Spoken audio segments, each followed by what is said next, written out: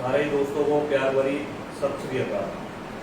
दोस्तों, जैसे कि आप लोग देखते हैं कि आए दिन ऋषिकेश में नई नई घटनाएं हो रही हैं और नए नए मामले जो है सामने आ रहे हैं, क्योंकि जिस तरीके का ऋषिकेश की आम जनता को बड़े बड़े बिल्डरों द्वारा, बड़े बड़े नेताओं द्वारा प्रताड़ित किया जा रहा है, ऐसे ही लगभग दिन ब दिन डेली के ऐसे नए नए केसेस जो हैं सामने आ रहे हैं। अब एक नया केस मैं आपको बताना चाह रहा हूँ। जो शहर के बड़े बिल्डर हैं और बड़े नेताओं के संपर्क के लोग हैं, जिनके द्वारा ये कृत्य किए जा रहे हैं, जो बड़ा दुखदायी विषय है। ऐसा जो है बिल्कुल भी नहीं होना चाहिए। अगर ऐसा कृत्य चलता रहेगा तो आम जनता जाएगी कहाँ, किसके पास अपनी फरियाद लगाएगी, किससे अपनी बात बताएगी। ऐसा ही मामला जो मैं आपको बता रहा हूँ ऋषिकेश गीतानगर का।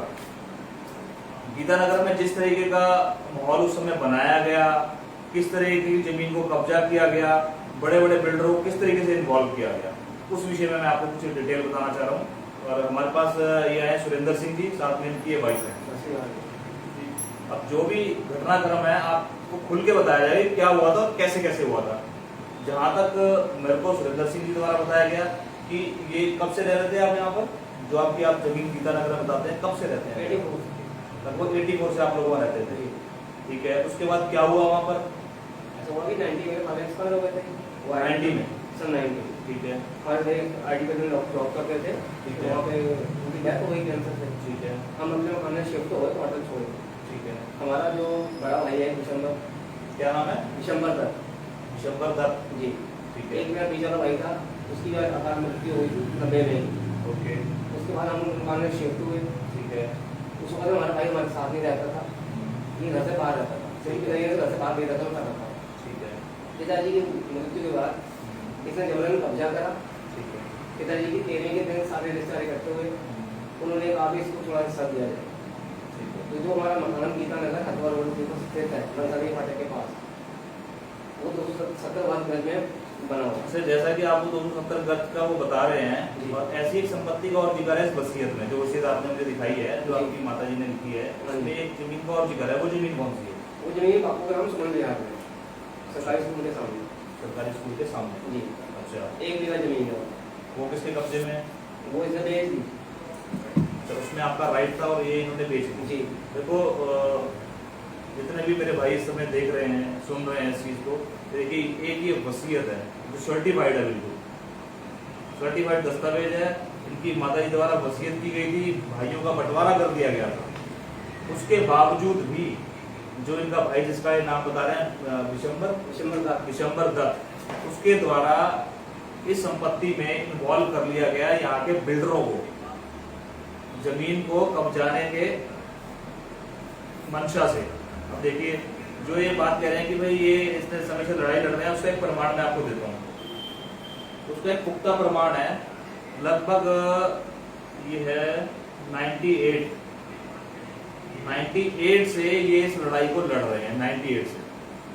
इसमें ये एसडीएम की रिपोर्ट है, जो साफ सुथरे शब्दों में एसडीएम की रिपोर्ट ये कहती है कि इस संपत्ति पे इनका राइट बनता है। जब तहसीलदार, पटवारी ये सर्वे करते हैं, सर्वे में बताते हैं कि संपत्ति के बीच में दीवार करके बंटवारा किया गया था, लेकिन इस व्यक्ति को इसका राइट, इसका जो हक है वो नहीं दिया जा रहा, क्योंकि इसमें इन्वॉल्व हो चुके हैं यहाँ के बड़े बड़े बिल्डर्स, जो बात सुनने के लिए तैयार नहीं। आप मेरे को कुछ बता रहे थे कि आप पुलिस के पास भी गए थे जिस समय पे घटनाक्रम हो रहा था, तो क्या पुलिस ने आपको कहा था, क्या आश्वासन दिया था, क्या आपकी बातचीत हुई? थोड़ा सा उसके बारे में खुल के बताओ। ये जब से इसकी दीवार तोड़ी गई, बंटवारे की दीवार तोड़ी गई, हम पुलिस आइडल चौकी में गए थे, हम दोनों हस्बैंड वाइफ गए थे, बच्चे हमारे गोद में थे। तो बच्चे मेरे 16 साल की बात बता रहे हैं? ये 98, ठीक है। जिस दिन ये फैसला एसडीएम साहब ने किया, ठीक है। हमने कहा हमारा कब्जा दिलाया है, ठीक है। पुलिस ने हमारी कोई सुनवाई नहीं हुई, बल्कि हमें डांट फटकार के भगा दिया गया। अच्छा, क्या कहा पुलिस ने आपको? पुलिस ने कहा कि हमें कुछ नहीं कर सकते, जो करना है आप कचहरी में कोर्ट में जाइए। अच्छा, पुलिस ने मना कर दिया? ठीक है। फिर आप कोर्ट गए थे? जी हाँ, फिर हम कोर्ट गए। ये दस्तावेज, ये कोर्ट का दस्तावेज है? जी हाँ, कोर्ट का दस्तावेज है। देखो दोस्तों, ये दस्तावेज जो है कोर्ट का दस्तावेज है, जिसमें स्पष्ट तौर पे कहा जा रहा है कि सर्वे, जो सर्वे हुआ है, उसकी रिपोर्ट में क्लियर आया है कि भाई उस संपत्ति के बीच में दीवार करके बंटवारा किया गया था, जिसका सबूत ये जो सर्टिफाइड है, ये वसीयत भी है, ये निर्णय भी एसडीएम का। उसके बाद भी इनकी जमीन पर कब्जा आज के समय पे किसका है कब्जा? जी आप मेरे को कुछ नाम बता रहे थे कुछ लोगों का। जी इसमें शहर के मशहूर बंदे हैं राजेश अग्रवाल, गणपति फाइनेंस से। क्या नाम है? राजेश अग्रवाल, गणपति फाइनेंस से। जी अच्छा, पूरे मार्केट में ऑफिस है प्रभाकर मार्केट। अच्छा हाँ जी। ठीक है। दूसरा बंदा है मंगल सरदार। हाँ हाँ। तीसरा बंदा है अनिल कुकरेती वकील, जिनका अच्छा, बोर्ड वही अच्छा, हमारी चलो जमीन पे लगा हुआ है। चलो ठीक है। आपने उनका नाम तो ले दिया और मैं आपसे ये जानना चाह रहा हूँ कि आपको कैसे पता कि वो लोग इन्वॉल्व हैं? सर उनका बोर्ड लगा हुआ है हमारे मकान में। किसका बोर्ड लगा हुआ है? अनिल कुकरेती, भूपेंद्र शर्मा का। अच्छा, अनिल कुकरेती और भूपेंद्र शर्मा इनका बोर्ड लगा हुआ है जी, आपकी जी। संपत्ति पर। जी इसी संपत्ति इसके दस्तावेज हैं। हाँ जी। अच्छा, एक नाम आप और ले रहे थे, क्या कर रहे थे? राजेश अग्रवाल। राजेश अग्रवाल है। उनका इन्वॉल्वमेंट आप कैसे कर सकते हैं? उनका नाम कैसे ले रहे कि हैं? ऐसा है कि कुछ टाइम पहले हमारी इनसे मीटिंग हुई थी फिक्स। इन्होंने बुलाया गया था, हम इनके घर गए। इन्होंने कहा भी जो प्रॉपर्टी हमने ले ली है। अच्छा, हमने इनसे कहा कि जब हमारा केस कोरोना से पहले से चल रहा है तो आपने कोरोना के बीच में ये प्रॉपर्टी कैसे ली? अच्छा, इन्होंने कहा भी जो देर से होता है वो कर ले, केस लड़ने 10-20 साल लड़ता है, कुछ नहीं कर सकता तुम्हारा। किसने कहा था आपको? ये मंगल सरकार ने कहा। सर मंगला सरदार जी ने कहा था जी। वो भी इन्वॉल्व है इसमें? बिल्कुल ये उनके मुंह को मत ये गरीब आदमियों की प्रॉपर्टियां ऐसे हथियाते हैं, औने पौने दामों में लेते हैं और बाद में लोगों को डरा धमका के भगाते हैं। चलो आप भूमाफिया इनको कह रहे हैं, पर मेरे हिसाब से ऐसा वर्ड में इस्तेमाल नहीं करना चाहिए, क्योंकि ऐसे कोई प्रमाण हमारे पास शायद नहीं है कि है हमारे पास प्रमाण है। सर इसमें बोर्ड लगा हुआ है। अच्छा, वो बंदा कह रहा है कि जो करना है कर ले। अच्छा ये आपको ये मंगल धमकी देते हैं। हाँ जी, अच्छा, क्योंकि मीटिंग में मंगल सरदार घर ही बुलाई। अच्छा तो मंगल सिंह के घर में ही आपसे बातचीत हुई घर थी? में बुलाया गया था। अच्छा, किसने बुलाया था आपको? मंगल सरदार। अच्छा जी, वहाँ राजेश अग्रवाल जी भी आए थे। अच्छा, अनिल कुकरेती जी बैठे थे। ठीक है। अच्छा, एक चीज मैं ये भी देख रहा हूँ कि आपने एक एप्लीकेशन दे रखी है एसएसपी महोदय के यहाँ। जी तो जब आपने एसएसपी साहब के यहाँ एप्लीकेशन दी तो आपने कार्रवाई पूछी नहीं कि भाई इस पे क्या कार्रवाई हो रही है, क्या नहीं हो सर रही ये जब मैं एप्लीकेशन देने गया था, जिसे मैंने डेट में एप्लीकेशन दी थी, है? हाँ हाँ। एसपी ऑफिस में दी थी, ऋषिकेश एसएचओ को दी थी, थाने में दी थी, एडिटर चौकी में दी थी। अच्छा, उन्होंने कहा था 3 दिन बाद आइए पता कीजिए। ठीक मैं है। 3 दिन बाद वहाँ पे गया, अच्छा, उन्होंने कोई रिस्पॉन्स नहीं दिया कि हमारे नेट में कोई इन्फॉर्मेशन नहीं आई है, कोई सूचना नहीं मिली। अच्छा, तो उन्होंने कोई कार्रवाई नहीं की कि अब जब सूचना नहीं आई है तो हम कार्रवाई किस चीज़ से करें। अच्छा ये इसका मतलब क्या है कि ऑफिस से फॉरवर्ड नहीं हुई है, तो ऑफिस से फॉरवर्ड नहीं नहीं हुई, हुई। मतलब एसएसपी कार्यालय से फॉरवर्ड नहीं कोई हुई। कानूनी कार्रवाई की कोई आदेश नहीं हुआ। चलो ये तो कोई नहीं, हम सूचना के अधिकार में पता कर लेंगे कि इसका क्या हुआ क्या नहीं हुआ और क्या कार्रवाई हुई है। अब आप मेरे को ये बताइए कि जब आप वहाँ पे रह रहे थे और आप बता रहे हैं आपका भाई आपके साथ मारपीट कर रहा है, उसके बाद आप कहाँ रह रहे थे? सर मैं काले डाल दे रहा हूँ। अच्छा, काली डालते हैं जिसमें फिर आप रह रहे हैं। क्या काम करते हैं आप? सर मैं ड्राइवर हूँ।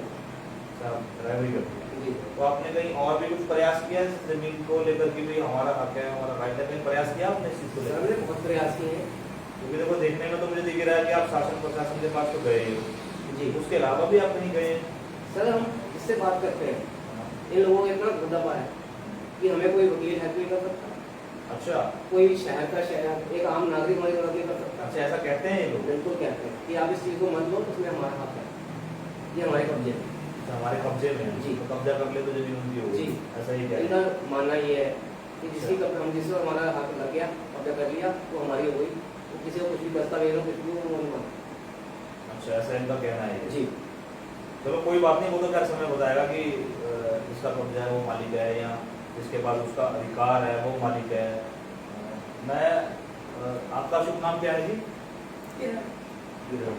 अच्छा, तो आप कुछ बताना चाहेंगे जमीन के सिलसिले में कि भाई क्या होता था या कैसे बातचीत आपकी हुई है? आप गए हो बातचीत में, नहीं गए? या जैसे ये बता रहे हैं कि मंगा सिंह से मिलने उनके घर गए हैं, आप भी गए थे साथ में? अच्छा, आप नहीं गए थे। तो आपकी कभी इस सिलसिले में किसी से बातचीत हुई है? जब हम लड़ते रहते तो हमें बहुत परेशान करते हैं। कौन परेशान करता है? मेरा 1.5 दिसंबर में मेरी जेठानी विषय, क्या कहते थे आपको? जब मेरे छोटे बच्चे थे उनके ऊपर कभी पॉलिथीन में लैडिंग गिराना, बच्चों के ऊपर कोई अच्छा। पत्थर मारना छत से, फिर रस्से लेके नीचे कूद जाते हैं रात को, ये घर पे नहीं होते हैं। अच्छा, सारे तो फिर आपने पुलिस को बताई ये बातें कि भाई मैं बताई घर पे थी हूं पुलिस तो- को, फिर पुलिस से वाले क्या? कहते हैं घर जाओ, हम आ रहे हैं, अभी आपका कोई नहीं था। अच्छा, उनको आश्वासन देते थे कि जाओ हम लोग आ रहे हैं और आते नहीं थे। आते नहीं थे। तो कभी आपने 100 नंबर या 112 पे ऐसे कॉल करने की करी, कोई 100 नंबर पे कभी कॉल किया आपने उस समय? उस समय नहीं बोल सकते। उसमें से आप मोबाइल कम थे, ठीक है, पहले की बात होता है, चलिए ठीक है। तो अब आप क्या चाहते हैं इस मसले में कि क्या होना चाहिए इसमें? हम चाहते हैं कि हमारी ज़मीन का ज़्यादा हमें मिल जाए वापस। अच्छा, अब तो वो कह रहे हैं कि वो जमीन उनकी हो गई है, उन्होंने कब्जा कर लिया है, वो मालिक बन गया, तो अब आपको कैसे मिल जाएगी? इसलिए हम आपके पास आए हैं, कुछ कराइए। तो शासन प्रशासन पे कितना यकीन है यकीन कि आपको आपकी जमीन वापस मिल नहीं, सकती उनके ऊपर यकीन नहीं है? है। ऐसा क्यों? क्योंकि देखो काम तो शासन प्रशासन नहीं करना है, कार्रवाई पुलिस नहीं करनी है, पुलिस तो कुछ नहीं कर रही है। कुछ नहीं कर रही है। काफी जाके दे दिया हमने, अच्छा, बस आश्वासन मिलता है, कार्रवाई नहीं होती। कार्रवाई नहीं होती। चलो, और मेरे से आप क्या चाहते हैं? सर देखो बहुत उम्मीद लेके आए हैं।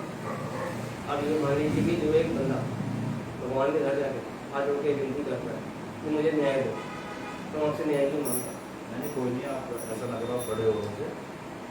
चलो हम भी आपको ज़्यादा ऐसा तो कह सकते कि नहीं जी मैं अभी जाके आपकी ज़मीन खाली करवा दूंगा। हम भी कानूनी कार्रवाई से ही करेंगे, क्योंकि हम यही चाहते हैं कि कानून के दायरे में रह के काम किया जाए।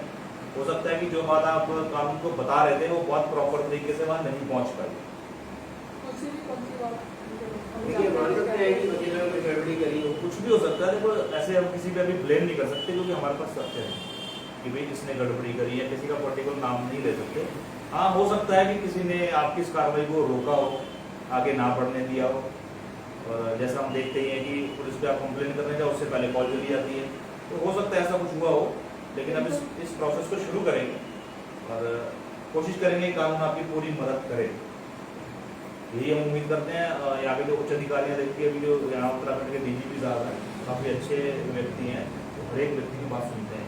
DM मैडम है अपना दरबार लगाती हैं, सोनिका मैडम है, वो अच्छे से बात सुनती हैं। ऐसा नहीं है, दरबार लगाने का मतलब है अगर आप समस्या ले रहे हैं, समस्या को सुनेंगे भी और समाधान भी होगा।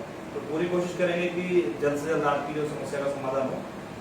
और यही मैं अपने सारे भाइयों को बताना चाह रहा हूँ कि किस तरीके से ऋषिकेश शहर में एक तरफ तो IDPL क्षेत्र को खाली कराया जा रहा है, दूसरी तरफ आप देखिए बड़े बड़े बिल्डर गरीब लोगों की जमीनों को हथियाने में लगे हुए हैं। जहां मौका मिला वहां कब्जा लिया। ऋषिकेश क्षेत्र के अंदर जगह जगह पर धर्मशालाएं और आश्रम हुआ करते थे, और आज की डेट में वो धर्मशालाएं और आश्रम कॉम्प्लेक्स में तब्दील कर चुके हैं, उन पे कब्जे हो चुके हैं, उनको बेच दिया गया, उन पे फ्लैट बन चुके हैं। ये स्थिति हमारे ऋषिकेश की लगातार बनती जा रही है।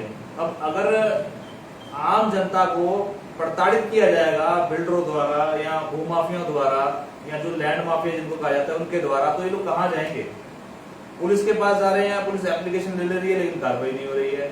अब SDM की रिपोर्ट अगर मैं पढ़ रहा हूँ तो टोटली इनके फेवर में। SDM तो वाकई में उसमें निर्णय में लिख रहे हैं, उन्होंने एक बार जमीन को कुर्क भी किया था, फिर कहा भी था जिसके कब्जे में उसको दे दी जाए वापस, लेकिन वापस तो दी नहीं गई। तो ये जो है गरीब लोग, जिसको मैं समझता हूँ कि शायद कहीं ना कहीं कानून की नॉलेज कम हो या और ऐसी कोई समस्या हो कि वो आगे नहीं बढ़ पा रहे, क्योंकि हर एक काम के लिए आपको पता है कि आगे बढ़ना हो तो देहरादून भी जाना हो और कहीं और भी जाना हो, माने न्यायालय में जाना हो, तो बिना पैसे के गरीब आदमी नहीं जा सकता। ये बड़ा दुर्भाग्य है। और इसलिए चलिए देखते हैं, जितनी हेल्प इनकी कर सकेंगे उतनी करेंगे। इसी के सबको प्यार भरी सत श्री अकाल।